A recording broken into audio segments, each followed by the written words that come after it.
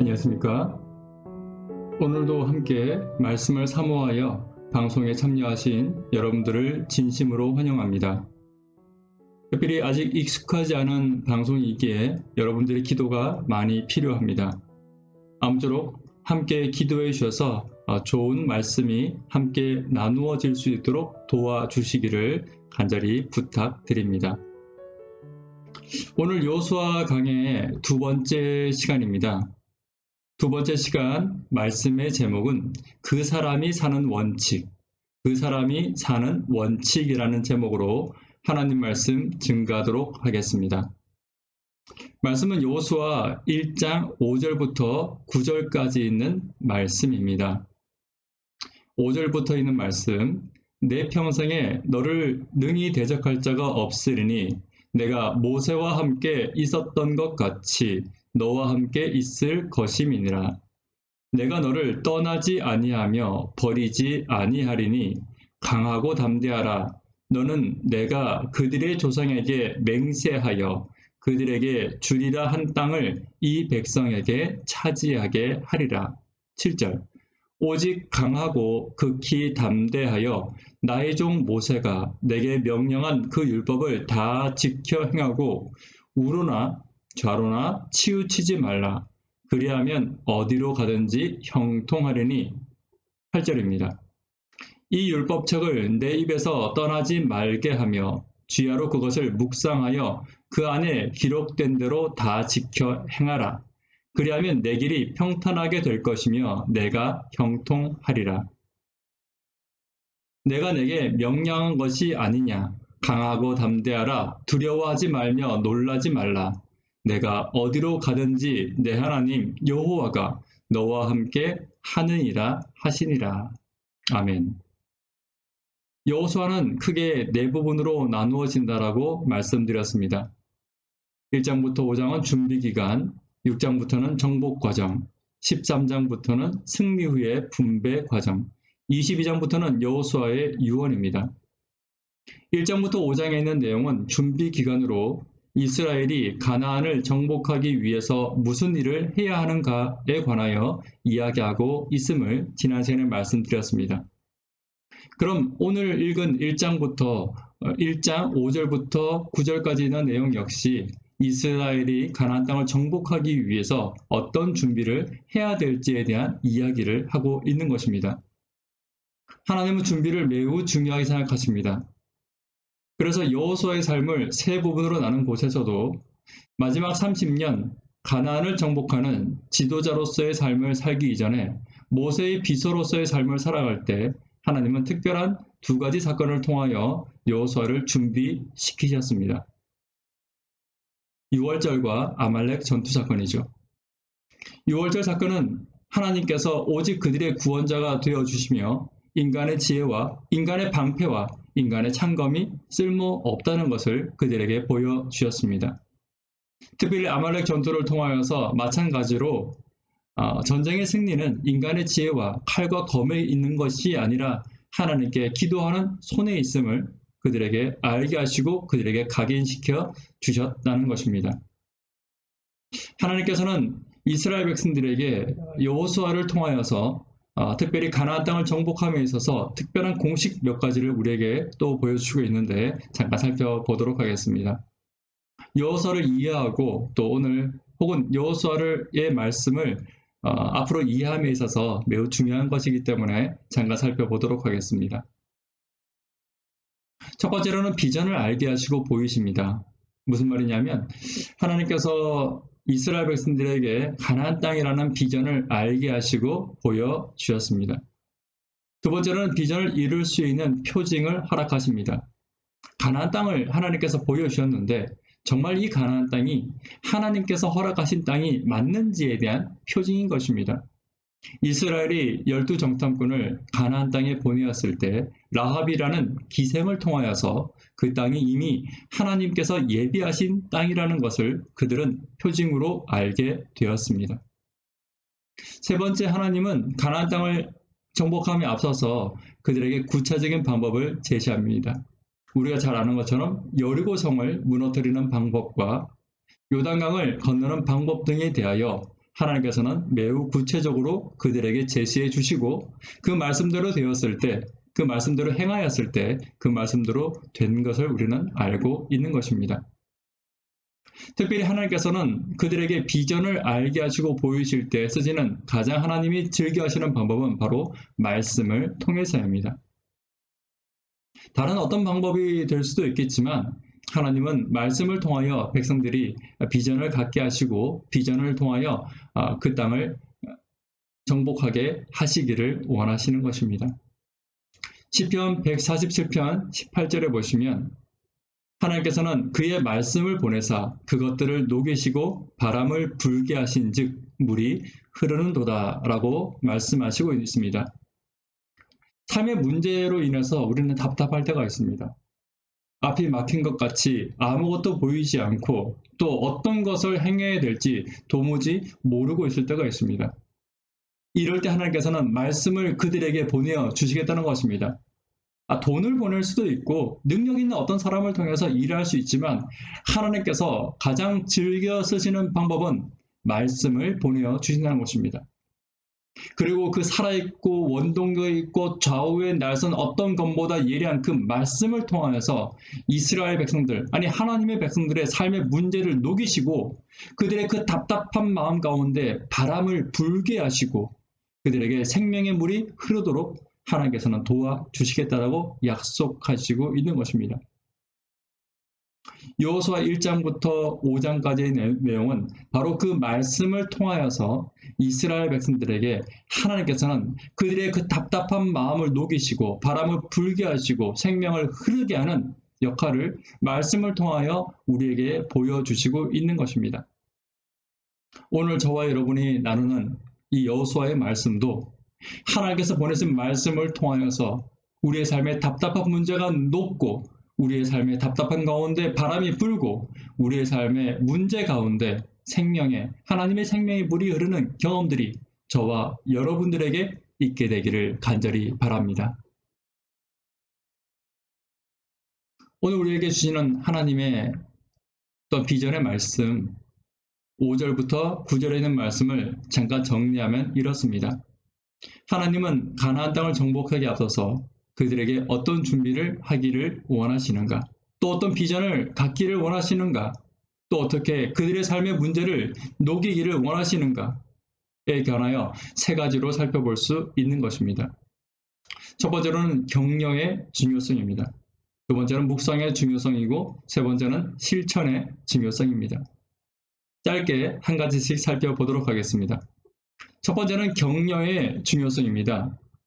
5절에 보시면 너의 평생에 너를 능히 당할 자가 없으리니 내가 모세와 함께 있었던 것 같이 너와 함께 있을 것임이라. 내가 너를 떠나지 아니하며 버리지 아니하리니.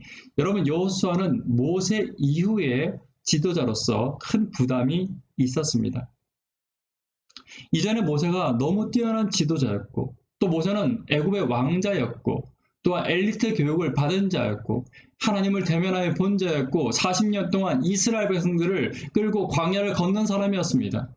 그 사람 이후에 지도자가 된다는 것은 굉장히 큰 여호수아에게 삶의 벽이었고 삶의 부담이었습니다. 하나님은 여호수아의 삶의 부담과 문제와 벽을 녹이기를 원하셨습니다. 말씀을 보내시는 것입니다. 모세와 함께 있던 것 같이 너와 함께 있을 것이다.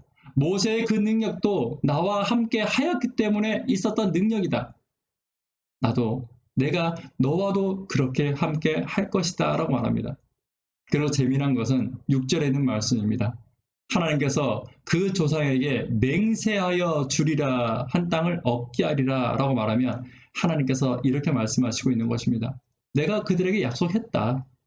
내가 너희들에게 이미 약속한 땅이 아니냐. 믿고 따라오면 내가 그들에게 맹세한 것처럼 내가 그 땅을 너희에게 줄 것이다 라고 하나님께서는 말씀하시고 계신 것입니다.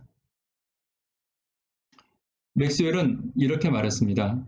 격려는 인간에게 세상을 살아가는 호흡과 같다. 우리가 흔히 이런 예화를 많이 듣습니다. A그룹과 B그룹이 있는데 A그룹의 학생들에게는 잘한다라는 칭찬을 하고 B그룹의 학생들에게는 아무 격려도 하지 않든지 아니면 나쁜 것들만, 단점들만 지적해 나가는 그룹으로 양그룹으로 나누었을 때 어느 정도 시간이 지난 후에는 칭찬과 장점을 통하여 격려받은 그룹이 훨씬 더 자신의 능력을 잘 표현하고 좋은 학생들로 이렇게 발전되었다는 것을 저희들이 예화로 많이 들었습니다. 인간은 격려받아야 더 잘합니다. 때로는 잔소리해야 잘 될 것처럼 보일 수 있지만 잔소리는 인간을 더 위축하게 만들고 인간의 능력을 더 축소시킬 뿐 격려가 사실은 인간에게 더 필요하다는 것입니다.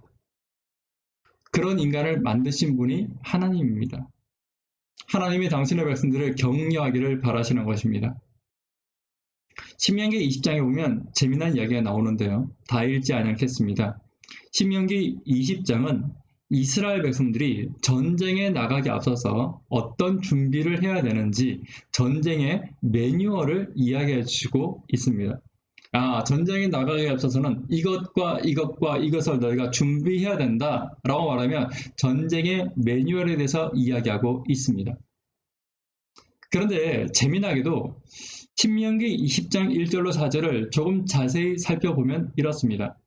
내가 나가서 대적과 싸우려 할 때, 다시 말하면 전쟁을 하려고 할 때에는 이것부터 시작하라고 하십니다. 상식적으로는 칼과 창을 정비하고 양식을 예비하고 전술과 전쟁을 짜고 또한 군사들을 모으고 훈련시키는 일을 그들에게 시키는 것이 당연합니다. 흔히 그렇게 하죠. 그런데 하나님은 그렇게 말씀하지 않습니다. 첫 번째, 제사장은 백성에게 나아가서 고하는 일을 먼저 하라고 말합니다. 군대의 지휘관이 먼저 나오는 것이 아니라 제사장이 먼저 나옵니다. 여러분, 제사장은 뭐 하는 사람입니까? 예배드리는 사람이죠.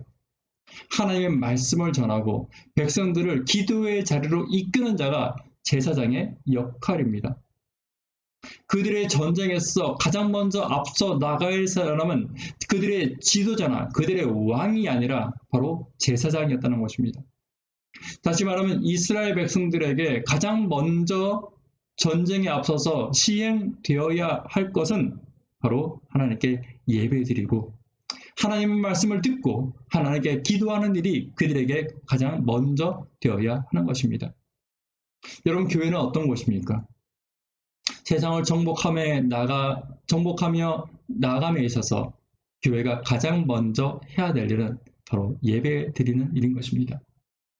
하나님의 말씀으로 격려받고 하나님께 간구하는 일이 교회에 가장 먼저 해야 될 일이 되어야 될 것입니다. 2절에 보시면 그들에게 이르기를 이스라엘아 들어라. 너희가 오늘날 너희의 대적과 싸우려고 나왔으니 마음에 겁내지 말며 두려워 말며 떨지 말며 그들로 인하여 놀라지 말라 라고 하나님께서 격려하시고 있는 것입니다. 너희 하나님 여호와는 너희와 함께 행하시며 너희를 위하여 너희 대적을 치고 너희를 구원하시는 자니라 할 것이며 라고 이스라엘 백성들에게 말씀으로 비전을 보이시고 격려하라라고 하나님은 그들에게 전쟁 매뉴얼을 가르쳐 주시고 있는 것입니다. 이스라엘의 전쟁의 최고의 매뉴얼은 하나님 백성들의 최고의 무기는 바로 예배입니다. 사랑하는 우리 성도 여러분, 오늘날 교회에 있어서 가장 큰 무기는 바로 예배인 것입니다. 하나님께 예배하는 것보다 교회가 세상을 정복함에 있어서 가장 먼저 해야 될 준비는 없습니다. 하나님께 예배 드리는 것보다 교회가 해야 될 가장 중요한 일은 없다는 것입니다. 요즘 코로나 시대에 예배가 자꾸 약해지고 있습니다. 예배로 모이는 것이 어려워지고 있습니다. 그러나 이렇게 방송을 통하여서라도 여러분 예배에 집중하시고 예배와 함께 하시고 하나님께서 주시는 최고의 위로인 말씀을 통하여서 특히 예배를 통하여서 하나님과 만나시고 스스로를 준비케 하시는 저와 여러분 되기를 간절히 바랍니다. 교회의 가장 큰 무기는 예배 속에 또한 기도와 말씀일 것입니다. 저는 이 시간 기도에 대해서 잠깐 말씀을 드리고자 합니다. 언제는 또 기도에 관하여 함께 말씀을 나눌 시간이 있겠지만 짧게 살펴보자면 여러분 교회의 가장 큰 힘은 바로 기도입니다. 많은 대형 교회들이 그 대형 교회 성장의 힘에 있어서 기도의 힘을 꼽습니다. 여러분, 한 사람의 인간이 어떻게 그렇게 수만 명의 사람들을 변화시키고 수만 명의 사람들을 말씀으로 감화시킬 수 있겠습니까? 인간의 언어가 그들에게 어떻게 그렇게 그들의 삶을 변화시킬 수 있겠습니까? 여러분, 대형교회 목사님들의 이야기를 들어보면 항상 그분들이 설교할 때, 그분들이 말씀을 전할 때, 아니 그분들이 사역을 할 때 그분들을 위한 기도의 팀에 대해서 항상 강조하시는 것을 보게 됩니다. 그분들이 설교하실 때 그분들 설교하는 뒤편에는, 아니 그 교회 지하에는 그 목사님의 말씀을 통하여 삶이 변화되기를 바라고 그 목사님의 말씀이 성도들의 마음을 변화시키기를 바라는 마음으로 한 마음으로 기도하는 수천 명, 아니 수백 명의 사람들이 그곳에 있음을 그들은 매우 자랑하고 있다는 것입니다. 저는 이것이 매우 중요하다고 확신합니다. 아마 그 집사님도 이 방송을 보고 계실지 혹은 모르겠지만 제가 얼마 전에도 어떤 집사님과 잠깐 통화할 일이 있었습니다. 평일이었는데 전화 통화하시면서 말씀하시기를 교회 가는 중이라는 것입니다.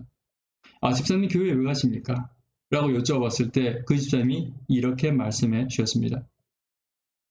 우리 목사님이 오늘 다른 교회 가서 전도회를 하시는데 우리 목사님의 말씀을 통하여서 사람들의 삶이 변화되고 믿지 않는 자들이 하나님을 찾는 역사가 일어나게 해달라고 우리 집사님들과 모여서 기도하러 가고 있다고. 모여서 기도하기 위하여 교회에 가고 있다라는 말씀을 들었을 때 정말 목회자로서 고마웠습니다. 그리고 정말 제가 힘이 났습니다. 사랑하는 성도 여러분, 성도의 가장 큰 무기, 교회의 가장 큰 무기는 바로 기도에 있는 것입니다. 끊임없이 서로가 서로를 위해서 기도하고 또한 목회자를 위해서 기도하는 중에 교회가 부흥하게 될 것입니다. 전쟁의 가장 큰 주면은 예배이고 그 예배 중에서 가장 중요한 것은 바로 기도입니다. 아무쪼록 저와 여러분들이 섬기고 있는 교회들이 함께 드리는 기도로 인하여 함께 성장하고 함께 자라나게 되기를 간절히 바랍니다. 두 번째는 이스라엘이 준비되어야 될 두 번째는 바로 묵상의 중요성에 대해서 이야기하고 있습니다. 여호수아 1장 8절로 9절 말씀을 보시면 하나님께서는 율법책에 있는 말씀들을 묵상하라라고 이야기하고 있습니다. 여러분, 하나님과의 거리는 성경과의 거리입니다. 하나님 백성들은 성경을 읽는 사람들입니다. 내가 하나님과 얼마나 거리가 있느냐, 내가 하나님과 얼마나 가까이 살아가고 있느냐는 내가 말씀을 얼마나 가까이 하고 있느냐, 내가 얼마나 말씀을 읽고 있느냐, 내가 얼마나 말씀을 사모하고 있느냐의 거리가 곧 하나님과의 사실은 거리가 되는 것입니다. 여러분, 아무쪼록 우리의 삶 가운데 하나님과의 거리가 점점 더 좁혀지기를 간절히 바랍니다. 이것은 내가 말씀과의 거리를 좁혀야 된다는 것입니다. 그런데 말씀을 읽긴 하는데 그 말씀 가운데서 하나님과의 거리를 좁힐 수 있는 방법 중에 하나가 바로 무엇이냐면 바로 묵상의 능력입니다. 묵상이 무엇입니까? 누가복음 10장 26절은 예수님께서 재미난 질문을 하나 던져주시고 있습니다. 예수께서 이르시되 율법에 무엇이라 기록되었으며 내가 어떻게 읽느냐라고 질문하십니다. 재미있지 않습니까? 율법에 성경에 어떻게 기록이 되어 있느냐, 그것을 너는 어떻게 읽고 있니? 라고 말하는 것입니다. 아니, 글씨를 읽는 것은 다 똑같지 않습니까? 그렇지 않다는 것입니다. 하나님께서 말씀을 주시지만 하나님께서 주신 그 말씀을 말씀에 합당한 뜻대로, 그리고 하나님께서 그 말씀을 주신 목적대로, 하나님께서 말씀을 하신 의도대로 그 말씀을 읽고 있느냐는 것입니다. 그 말씀을 나의 삶 가운데 어떻게 적용시키고 있느냐라고 하나님께서 질문하시고 있는 것입니다. 여러분, 누에라는 곤충을 아실 것입니다. 누에 애벌레는 뽕잎을 먹죠. 뽕잎을 먹고 그의 항문으로 무엇을 내뿜습니까? 비단실을 내뿜지 않습니까? 여러분, 묵상의 능력은 이런 것입니다. 누에가 뽕잎을 먹고 비단을 내뿜듯이 우리가 하나님의 말씀을 읽고 그 가운데서 좋은 것들을 우리가 내보낼 수 있어야 되는 것입니다. 조금 다르게 나타내는 사람들도 있지 않습니까? 하나님의 말씀을 보긴 맞는데 그 말씀을 통하여서 다른 사람을 판단하고 다른 사람의 죄를 지적하고 다른 사람의 죄를 보는 일에 그 말씀을 사용하는 사람들도 있습니다. 그것은 말씀을 바르게 보는 것이 아닙니다. 말씀을 바르게 해석하는 것도 아닙니다. 하나님의 의도대로 보는 것도 아닙니다. 하나님은 내가 읽는 말씀을 통하여 내가 구원받기를 바라시는 것입니다. 내가 읽는 말씀을 통하여서 내가 변화되기를 바라는 것입니다. 나의 행실과 나의 말과 나의 행동과 나의 품성이 예수님과 같이 변화되기를 바라시는 것입니다. 마치 누에가 먹고 그것을 비단실로 바꿔놓듯이 우리가 하나님의 말씀을 읽고 우리의 입과 우리의 눈과 우리의 행동에서 독이 나오는 것이 아니라 비단실과 같이 여러분 가치 있는 것들이 우리의 삶 가운데서 넘치게 되기를 간절히 바랍니다. 마귀는 계속 우리를 유혹합니다. 어떤 부분에서는 체험을 가지고 마귀는 우리를 유혹할 때가 참 많이 있습니다. 슈바이처 같은 사람은 너무나도 경건하고 성스러운 사람이기 때문에 이 사람은 예수를 믿지 않지만 그의 삶을 통하여서 그의 체험을 통하여서 그의 삶을 고귀함을 드러내며 하나님을 믿지 않는 사람들도 이렇게 살 수 있다는 것을 보여줍니다. 몰몬 교도들은 잘못된 교리를 가지고 있긴 하지만 그들의 삶이 성스럽기 때문에 많은 미국에 있는 사람들은 가장 경건한 교도들로 몰몬 교인들을 이야기하고 있습니다. 세 번째로 어떤 사람들은 그들의 영적인 체험을 들고 나옵니다. 내가 경험해 보니 이렇더라. 내가 경험해 보니 이것이 하나님의 진리더라 라고 말하는 사람들도 있을 수 있습니다. 내가 경험했다는 것입니다. 이것보다 더 확실한 증거가 사실은 없다라고 생각하기 쉽습니다. 그런데 하나님은 조금 다르게 말씀하십니다. 신명기 13장 1절부터 5절에 보시면 너희 중에 선지자나 꿈꾸는 자가 일어나서 이적과 기사를 내게 보이고 내가 말하기를 내가 본래 알지 못하던 다른 신들을 우리가 쫓아 섬기자 하며 이적과 기사가 그 말대로 이룰지라도 너는 선지자나 꿈꾸는 자의 말을 듣지 말라고 말씀하십니다. 어떤 사람이 내 눈앞에서 기적을 일으킵니다. 죽은 자를 살리기도 하고 눈먼 자의 눈을 뜨기도 하고 엄청난 기적들을 행하여 내가 알고 있는 성경의 진리들과 다른 진리를 전하거나 내가 알고 있고 믿고 있는 하나님 외에 다른 신을 전하고자 한다면 그것을 믿지 말라는 것입니다. 그들이 선지자처럼 보이고 그들이 하는 말이나 그들이 하는 행동이 순결하고 옳아 보일지라도 그들의 행실이 슈바이처와 같이 고귀할지라도 하나님의 말씀과 다르면 그들을 쫓아가지 말라는 것입니다. 그리고 5절에 보시면 그 선자나 꿈꾸는 자를 죽이라까지 말씀하시고 있는 것입니다. 여러분 성도들에게 있어서 오직 삶의 기준과 진리의 판단 기준은 말씀이 되어야 합니다. 삶의 기준이 말씀이 되기 위해서는 말씀을 제대로 해석하고 말씀을 제대로 보고 하나님께서 말씀을 주신 목적과 의도에 따라 말씀을 이해하는 일이 가장 중요합니다. 그러기 위해서 필요한 것이 바로 이 말씀을 바르게 묵상하는 것입니다. 하나님께서 왜 이 말씀을 주셨는지, 이 말씀을 통하여 어떤 것을 깨닫기 원하시는지를 여러분 기도하며 하나님께 지혜를 구하며 성령의 음성을 간구하며 여러분 말씀을 가까이 하게 되기를 간절히 바랍니다. 이것이 이스라엘 백성들이 가나안을 정복하기 이전에 어쩌면 교회가 이 땅을 정복하기 이전에 하나님께서 우리에게 준비하기를 바라시는 두 번째 준비입니다. 말씀을 바르게 묵상하는 능력. 그 능력이 저와 여러분들에게 오늘 있게 되기를 간절히 바랍니다. 세 번째로는 실천의 중요성입니다. 창세기 12장 7절에 보시면 여호와께서 아브라함에게 나타나 이르시되 내가 이 땅을 내 자손에게 주리라 하신지라. 하나님께서는 가나안 땅을 이미 이스라엘 백성들에게 주리라고 약속하였습니다. 약속하면 받으면 되는 것입니다. 받는 것으로 끝나는 것입니다. 그런데 하나님은 거기에 한 가지를 더 첨가해 주셨습니다. 아까도 말씀드렸다시피 내가 밟는 땅을 너에게 줄 것이다 라고 하나님은 우리에게 여러 번 강조하십니다.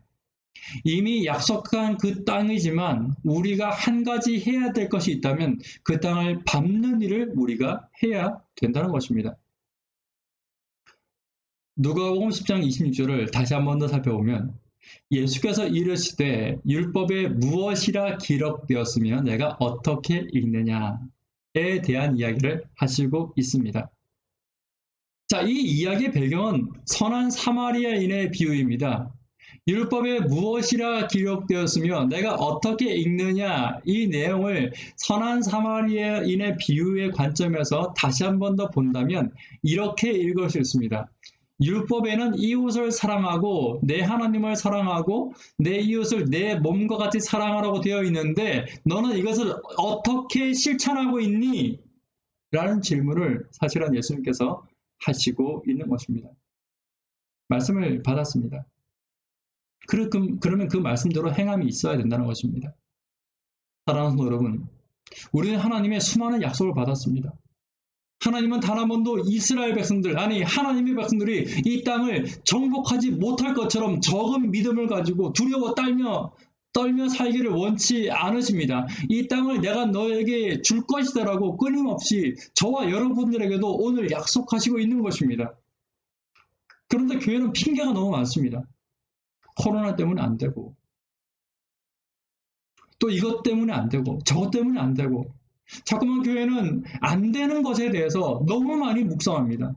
여러분, 안 되는 것에 대해서 문제에 대하여 묵상하지 말고 하나님의 말씀을 묵상하게 되기를 간절히 바랍니다. 하나님의 약속을 묵상하게 되기를 바랍니다. 하나님의 약속을 붙들게 되기를 바랍니다. 문제를 붙들고 상황을 붙들고 환경을 본다면 여리고성은 정복할 수 없었습니다. 요단강을 건널 수 없었고 가나안 땅을 꿈에도 생각할 수 없었습니다. 그러나 이스라엘 지도자들과 여호수아는 하나님의 비전을 바라보았습니다. 말씀을 바라보았고 약속을 바라보았습니다. 저와 여러분들이 이 시대에 붙들어야 될 것은, 묵상해야 될 것은 문제가 아니라 말씀입니다. 아무쪼록 사랑하는 성도 여러분, 내가 섬기고 있는 교회가 비록 연약해 보일지라도 그 교회가 섬기고 있는 하나님은 결코 연약한 존재가 아니며 그 교회가 붙들고 있는 약속과 그 교회에게 주신 약속은 결코 연약한 약속이 아니라는 사실을 잊지 않게 되시기를 간절히 바랍니다. 이스라엘 백성들에게 있어서 바리새인과 서기관들은 굉장히 큰 존경의 대상이었습니다. 예수님께서는 이 바리새인들에게 외식하는 자다라는 말씀을 많이 하셨습니다. 이 말을 우리가 현대인어 성경과 쉬운 성경과 공동 번역에는 위선자라고 번역을 하고 있습니다. 이것을 원어로 보면 무슨 뜻일까요? 원어로 보면 연극 배우라는 뜻을 가지고 있습니다. 너희는 외식하는 자구나 라는 이야기는 너희는 연극 배우 같구나 라는 말인 것입니다. 여러분, 연극 배우는 자신의 대사를 삶에 실천할 필요가 없습니다.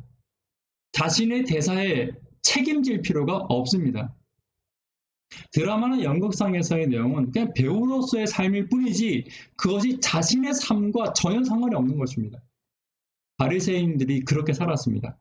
하나님의 말씀을 이야기하고 십계명을 이야기하며 하나님에 대한 사랑과 이웃에 대한 사랑을 이야기는 하고 있었지만 그것은 그들의 삶과 전혀 상관이 없는 것입니다.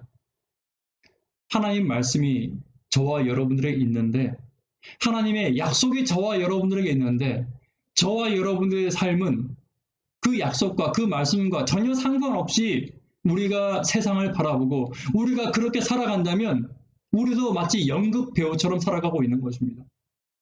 말씀을 전하는 목사로서, 말씀을 묵상하는 성도로서, 말씀을 가르치는 장로와 집사로서 여러분, 우리가 전하고 우리가 믿고 우리가 따르는 말씀의 능력과 말씀의 언약이 오늘 저와 여러분들의 삶에도 함께 언약과 약속으로 실천되기를 간절히 바랍니다. 이것이 하나님께서 원하시는 실천의 중요성입니다. 말씀의 결론 맺도록 하겠습니다. 오늘은 그 사람이 사는 법이라는 제목을 가지고 하나님 말씀을 증거했습니다. 여호수아 1장 5절부터 9절까지 있는 말씀이었고, 이스라엘 백성들이 가나안을 정복함에 있어서 그들이 어떤 준비를 해야 될지에 관하여 함께 살펴보았습니다. 하나님께서 말씀으로 그들에게 비전을 보여주시고 말씀으로 그들에게 준비할 것들을 가르쳐 주셨습니다. 첫 번째로 격려하며 사는 교회가 되기를 바라십니다. 우리가 말씀과 기도를 통하여서 서로를 격려하고 하나님께서 말씀을 보내주셔서 이스라엘 백성들을 다시 생명 가운데로 이끄셨듯이 당신의 백성들도 함께 말씀을 나누고 전하며 또한 서로를 위해서 기도해주는 아름다운 교회가 되기를 하나님께서 원하심을 기억하시기를 간절히 바랍니다. 두 번째로 하나님은 우리가 묵상하며 사는 성도가 되기를 바라십니다. 말씀에 무엇이라고 기록되어 있는지, 말씀의 의도와 말씀의 뜻과 말씀에서 나타나시는 하나님의 약속을 굳게 붙드시게 되기를 간절히 바랍니다. 잘못된 말씀과 잘못된 경험과 잘못된 지혜에 흔들리지 않고 말씀이 오직 우리의 삶의 기준이 되기를 간절히 바랍니다. 세 번째로는 말씀의 실천의 걸음이 있어야 합니다. 연극 배우나 드라마 속의 주인공처럼 사는 것이 아니라 하나님께서 주시는 말씀에, 또 내가 전하는 말씀에, 내가 따르는 말씀에, 내가 읽는 말씀이 나의 삶과 연관되어져서 나의 삶에 하나씩 실천되어지고, 하나님께서 주신 약속을 성경 속에서만 있는 것이 아니라 내 삶을 그 약속에 붙들린 바 될 수 있도록, 그 약속을 붙들고 그 약속을 믿고 그 약속을 의지하며 세상과 싸워나갈 수 있는 준비를 오늘 이 시간 저와 함께 하시게 되기를 간절히 바라며 말씀을 마치도록 하겠습니다. 긴 시간 들어주셔서 감사합니다.